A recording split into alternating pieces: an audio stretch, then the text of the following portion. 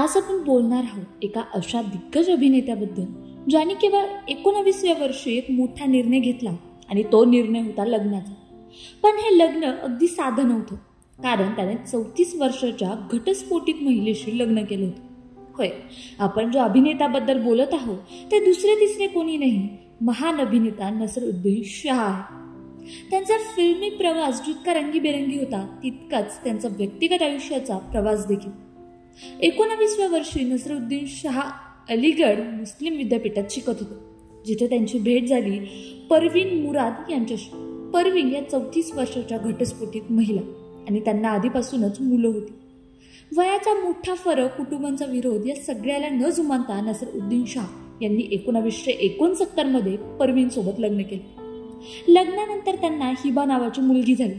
पण सुरुवातीला ज्याची भीती कुटुंबियांना होती तीच गोष्ट खरी ठरली.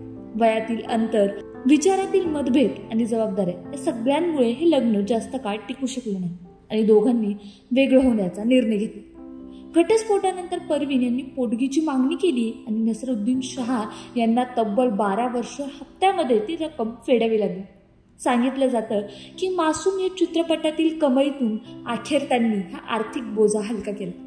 या कठीण काळातच 1975 मध्ये त्यांची भेट झाली थिएटरमध्ये काम करणाऱ्या रत्ना पाठक यांच्याशी. पहिल्या लग्नातून मुक्त होईपर्यंत हे दोघं 7 वर्ष लिव्ह इन रिलेशनशिपमध्ये राहिले. अखेर 1982 मध्ये त्यांनी लग्न केलं आणि आज तागायत एकत्र जीवनाचा आनंद घेतात. नसीरुद्दीन शाह यांच्या आयुष्याचा हा अध्याय आपल्याला एक गोष्ट शिकवतो की संघर्ष, चढउतार आणि निर्णय हे प्रत्येकाच्या जीवनात येतात, पण शेवटी आयुष्य पुढे न्यायचं असतं.